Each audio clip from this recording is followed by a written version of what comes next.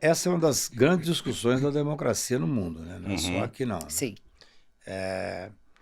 Porque o que que acontece? Não existe direito absoluto.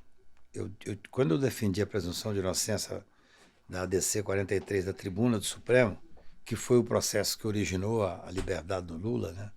Na verdade, as pessoas acham que foi o habeas corpus da parcialidade, mas não foi. Foi esse ADC da segunda instância, da prisão em segunda instância.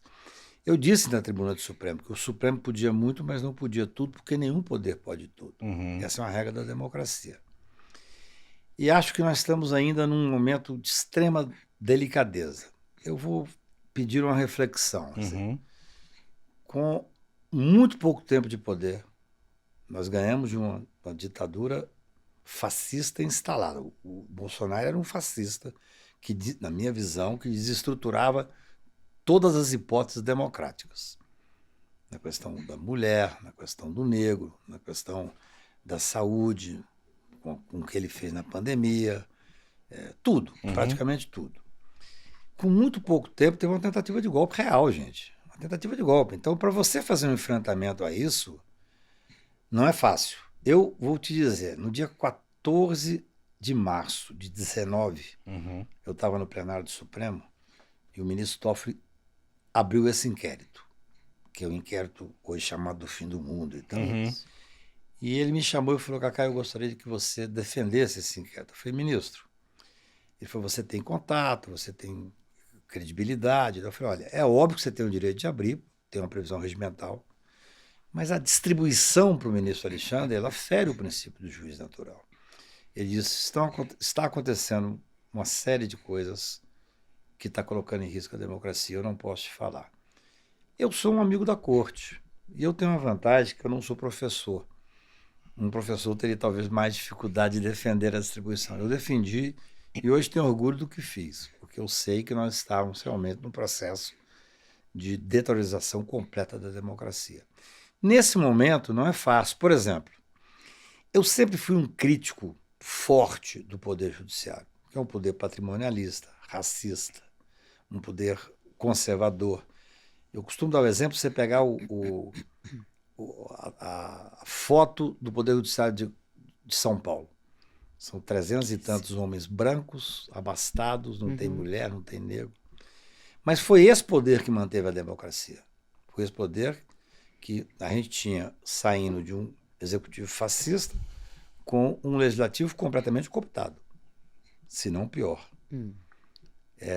E foi o judiciário. Então, essa discussão é uma discussão que ainda, no meu ponto de vista, precisa chegar a um canto melhor, entendeu? Não existe direito absoluto, então o que os direitistas diziam na época mais complicada, eu diria? Que eles tinham o direito de pregar o fim da democracia e, em nome do fim da democracia, mas dizendo que eram democratas, eles pregavam a intervenção militar. Você tem que tomar uma atitude, você não tem como não tomar uma atitude. Então, a liberdade de expressão, que é um direito absolutamente fundamental, também não é absoluto. Por exemplo, esse Alan dos Santos, que está foragido nos Estados Unidos. Eu acordei um dia, normalmente eu acordo com 300, 600 mensagens, então tinha 4.000 mensagens no meu telefone celular. Aí eu escolhi uma das pessoas, liguei, era um repórter que eu respeito, disse, Cacai, você viu Alan dos Santos? Eu não sabia nem quem era Alan dos Santos. Ele disse, olha, ele publicou uma nota dizendo que você, a Coreia do Norte e a China têm uma mala para ouvir os ministros do Supremo e tal. Ah, eu lembro dessa história, Nossa. que teve até operação da PF na casa dele. Mais de 1 milhão de visualizações. Sim. Isso era de manhã. Ele falou, você vai lançar o Guanaldo? Eu falei, eu? Pô, ele me comparou com 2 potências nucleares, eu vou dormir de porta aberta, eu estou feliz da vida. Mas resultado, esse cidadão se refugiou nos Estados Unidos, tem uma mandado de prisão contra ele, e baseado numa visão completamente deturpada de liberdade de expressão, no meu ponto de vista, os Estados Unidos tem essa... Os Estados Unidos é um país, o pior país do mundo para mim. Sabemos. Por vários aspectos. Mas é um país que simplesmente não defere a extradição dele porque diz que foi liberdade de expressão. Então esse é um assunto muito, muito delicado. O meu ponto mais é a questão do... Porque, assim, não, imagina, de maneira nenhuma eu vou aqui negar, até porque compactuo com essa visão de que Alan dos Santos cometeu inúmeros crimes, Sim. inclusive nas suas redes sociais. Agora, me chama a atenção justamente por conta do que você disse ao Roberto. Deixa sair e depois reclame seus direitos. Exatamente. Quando você... Eu não mudei nada em relação a isso. Mas quando você proíbe uma pessoa de seguir falando... Ou de se mostrar burra e ignorante. Eu não tenho uma opinião 100% formada. Não, veja Eu tô bem, aqui eu não trazendo sei- para Eu reflexão. não sei nem qual o ponto específico você está dizendo. O que acontece é o seguinte: se você tem um blog, vamos por hipótese, que é um blog que sabidamente Sim, ele está soltando mentiras e fake news, certo. você não pode, no meu ponto de vista, o fato de impedi-lo de continuar funcionando, você pode dizer, mas aí é uma censura prévia. Não. Ele está impedindo um modus operandi. Uhum. É diferente de você. Tá. Por exemplo, se hoje o Alan dos Santos vem ao Brasil e abre um blog, você não pode impedir de abrir um blog. Mas se com uma semana ele se estabelece de novo dos mesmos padrões, tem que fechar o blog. Uhum.